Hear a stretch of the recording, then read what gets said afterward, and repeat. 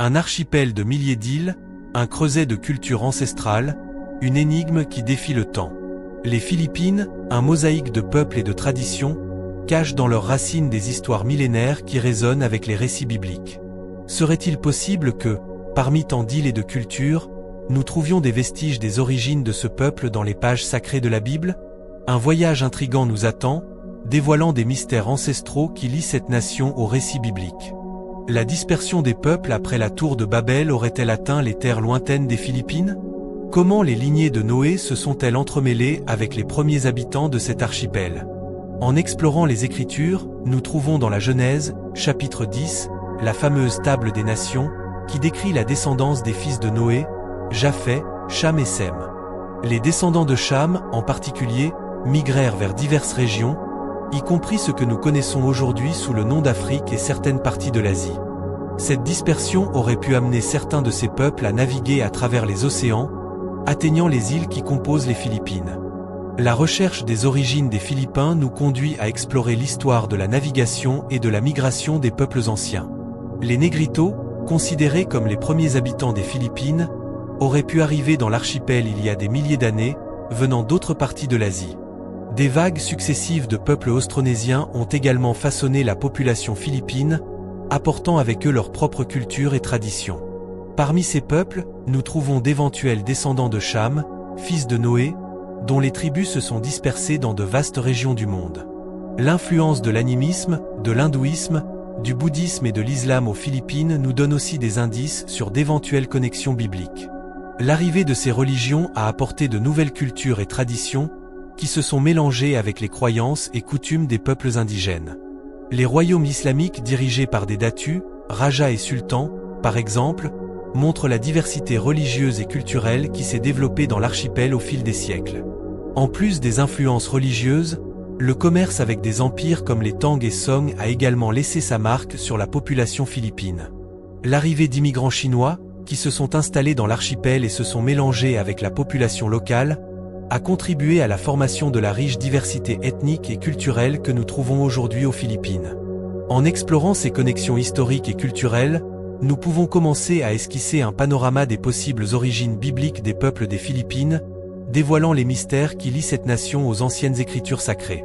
Si vous avez aimé cette vidéo, laissez un like, partagez-la avec vos amis et abonnez-vous à la chaîne pour ne pas manquer les prochains épisodes de cette série. L'arrivée de Fernand de Magellan, un navigateur portugais au service de la couronne de Castille, a marqué le début de l'ère coloniale espagnole. En 1543, Ruy López de Villalobos, un explorateur espagnol, baptisa l'archipel la Isla Filipina, en l'honneur du roi Philippe II de Castille. La domination espagnole, exercée à travers la Nouvelle-Espagne, commença en 1565 et soumit les Philippines à la domination du royaume de Castille, les intégrant dans le vaste empire espagnol pendant plus de 300 ans. À cette époque, le christianisme catholique s'établit comme la religion dominante, et Manille devint le centre névralgique du commerce transpacifique. La révolution philippine, déclenchée en 1896, coïncida avec la guerre hispano-américaine de 1898. Après la défaite de l'Espagne, le territoire fut cédé aux États-Unis, et les révolutionnaires philippins proclamèrent la première république des Philippines. La guerre américano-philippine subséquente consolida le contrôle du territoire par les États-Unis. Cette hégémonie perdura jusqu'à l'invasion japonaise pendant la Seconde Guerre mondiale. Après la reprise des îles par les États-Unis, les Philippines acquirent leur indépendance en 1946. Le pays traversa une période de turbulence démocratique, marquée par le dépassement d'une dictature de plusieurs décennies grâce à une révolution pacifique. En explorant l'étymologie du nom des Philippines, lors de son expédition en 1542, Ruy López de Villalobos rendit hommage au prince des Asturies, futur Philippe II, en baptisant les îles de Leyte et Samar Philippines. Avec le temps, le nom la Isla Filipina vint désigner toutes les possessions espagnoles dans l'archipel. Auparavant, les Espagnols utilisaient d'autres désignations pour désigner les îles de la région, telles que Isla del Poniente, Isla del Oriente et San Lázaro. Pendant la Révolution philippine, le congrès de Malolo proclama la République des Philippines. Les autorités coloniales américaines adoptèrent la désignation îles Philippines, une traduction du nom espagnol. Avec la promulgation de la loi d'autonomie des Philippines et de la loi de Jones, les États-Unis commencèrent à utiliser le nom Philippines. Le titre officiel, République des Philippines, fut établi dans la Constitution de 1935 comme le nom de l'État indépendant futur et fut maintenu dans toutes les révisions constitutionnelles. La diversité ethnique des Philippines est remarquable, fruit des influences extérieures et de la fragmentation géographique de l'archipel. Selon le recensement de 2020, les plus grands groupes ethniques du pays sont les Tagalogs, Visayano, Ilocano, Cebuano, Iligenon, Bicolano et Waray. En plus de ceux-ci, le pays abrite 110 groupes ethniques autochtones, tels que les Igorot, Lumad, Mangians et les peuples autochtones de Palawan. Une minorité aborigène, descendante des peuples australoïdes, représente un vestige des premières migrations humaines de l'Afrique vers l'Australie, ensuite supplantées par d'autres vagues migratoires. Les Philippins ethniques appartiennent à divers groupes ethniques du sud-est asiatique, classés linguistiquement comme austronésiens, dont les langues font partie de la branche polynésienne. Bien que l'origine précise de la population austronésienne reste incertaine, on pense que les ancêtres des aborigènes taïwanais ont introduit leur langue et se sont mélangés avec les populations locales. Les groupes ethniques Lumad et Samabajo partagent des affinités ancestrales avec des peuples austronésiens, comme les Tin et Mlabri du sud-est asiatique continental. De plus, des preuves indiquent une expansion du sud de l'Indonésie et de la Papouasie-Nouvelle-Guinée vers Mindanao, détectés dans des groupes comme les Bélaans et dans la langue sangir. Des immigrants venus d'autres régions de l'Empire espagnol, notamment de l'Amérique espagnole, sont arrivés aux Philippines. Une étude géographique nationale de 2016 a révélé que les habitants de l'archipel philippin ont une composition génétique avec les proportions suivantes. 53% du sud-est asiatique et de l'Océanie, 36% de l'Est asiatique, 5% du sud de l'Europe, 3% du sud de l'Asie et 2% d'Amérique du Nord, Amérique latine. Les descendants de mariages mixtes sont connus sous le nom de mestizos ou tizois. Pendant la période coloniale espagnole, ces mestizos étaient principalement composés de mestizos chinois, de mestizos de sang, de mestizos espagnols et de leur mélange, les devenants. Actuellement, les Philippins d'origine chinoise sont pleinement intégrés à la société philippine, la majorité étant issue d'immigrants de Fujian.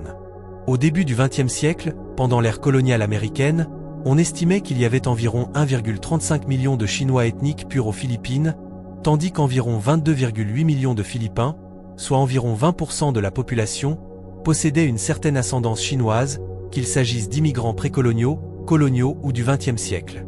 Pendant la période coloniale espagnole, les Philippins mestizos représentaient une part considérable de la population contribuante, environ 5%. En comparaison, une proportion plus petite de la population, environ 2,33%, était composée de Philippins mexicains. En 2023, environ 300 000 citoyens américains résidaient dans le pays, et on estime qu'environ 250 000 Américains, descendants d'Américains et de Philippins, vivent dans des villes comme Angeles, Manille et Olongapo. D'autres minorités non indigènes importantes incluent les Indiens et les Arabes. Les Philippins japonais, quant à eux, incluent des descendants de chrétiens qui ont fui la persécution sous le shogunat Tokugawa Ieyasu. Le philippin et l'anglais sont les langues officielles du pays. Le philippin, une version standardisée du tagalog, est largement utilisé dans la région métropolitaine de Manille. Tant le philippin que l'anglais sont utilisés dans les domaines gouvernementaux, éducatifs, cinématographiques et médiatiques, ainsi que dans le secteur des affaires. Le mélange d'une troisième langue locale, avec l'échange de codes entre l'anglais et d'autres langues locales, principalement le tagalog, est une pratique courante. La Constitution des Philippines permet l'enseignement optionnel de l'espagnol et de l'arabe. Bien que l'utilisation de l'espagnol, qui était une langue véhiculaire au XIXe siècle, ait diminué, un vaste lexique d'origine espagnole imprègne encore les langues philippines. L'origine biblique des peuples des Philippines peut être retracée jusqu'aux descendants de Japheth, l'un des fils de Noé. Spécifiquement, la lignée en question est celle des descendants de Tagarma, fils de Gomé, qui est lui-même fils de Japheth. Tagarma est considéré comme le patriarche ancestral des peuples philippins, ainsi que d'autres peuples asiatiques et indigènes des Amériques et de Sibérie. De plus, les Philippins possèdent également une connexion ancestrale avec Cham, un autre fils de Noé, plus précisément avec l'une des tribus descendants de Cham, historiquement associée à des peuples de peau noire. Cette connexion avec Tagarma ne se limite pas à l'héritage génétique, mais se manifeste également dans les caractéristiques physiques des Philippins, telles que les yeux en amande et les cheveux noirs. Ces traits indiquent une origine asiatique, en accord avec la descendance de Tagarma. Il est important de souligner que Tagarma est considéré comme l'un des ancêtres les plus anciens des peuples philippins, mais pas le seul, ce qui suggère une ascendance diversifiée qui sera explorée ci-après. L'ascendance des peuples philippins ne se limite pas à la lignée de Tagarma, fils de Gomé et petit-fils de Japhet. Le teint de peau claire ou brillant de nombreux Philippins suggère également une influence des tribus descendants de Cham, connues sous le nom de Kamites. La combinaison génétique entre les descendants de Tagarma, avec leurs yeux en amande et leurs cheveux noirs, et les tribus Kamites, associées à des teints de peau plus foncés, a donné naissance à la diversité observée dans l'apparence des peuples philippins. Cette combinaison a donné naissance au teint de peau claire ou brillant de nombreux Philippins. De plus, le nom Tagarma possède une étymologie qui peut être associée à casser ou tirer, ce qui se rapporte à la caractéristique des yeux en amande, tant chez Tagarma que chez ses descendants. Le deuxième ancêtre des peuples philippins est sans aucun doute Cham.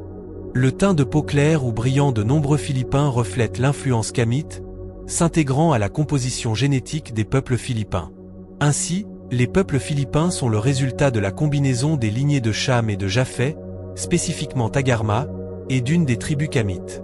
Cette combinaison génétique explique le teint de peau claire ou brillant de nombreux Philippins. En résumé, l'origine des Philippins peut être retracée jusqu'à Japhet, à travers Tagarma, et également jusqu'à Cham, représenté par une des tribus kamites. L'analyse, basée sur le chapitre 10 de la Genèse, montre comment ces lignées ont contribué à la formation des peuples philippins. Si vous avez apprécié cette vidéo, laissez un like, partagez-la avec vos amis et abonnez-vous à la chaîne pour suivre les prochains épisodes de cette série.